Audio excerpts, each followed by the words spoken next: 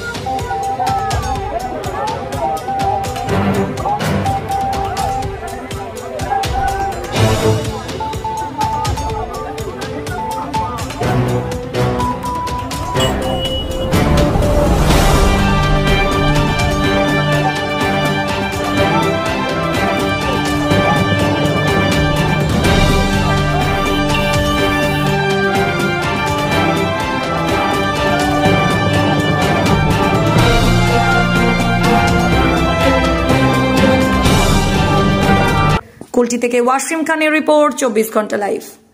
Flat booking চলছে, আজই যোগাযোগ করুন Gita construction, B10/249 near central park, Kalyani. Booking চলছে কল্যাণী B2/221, B2/312, কাঁচরাপাড়া ঘটক রোড, সতীশ নন্দী রোড, লোক সিনেমা চাঁদমারি রোড, লিচুবাগান সিরাজ মন্ডল রোড, টিকটিকি বাজার, মিলননগর আগুরিপাড়া, রজনীবাবু রোড, নিপেন সরকার রোড, আরপি স্কুল, নৈহাটি 6 নম্বর গেট, বিজয়নগর, ভাটপাড়া রূপশ্রী হল, হালিশহর রাজমহল হাউজিং এস্টেট। আজই ফোন করে বিস্তারিত জানুন। গীতা কনস্ট্রাকশন 9831478795।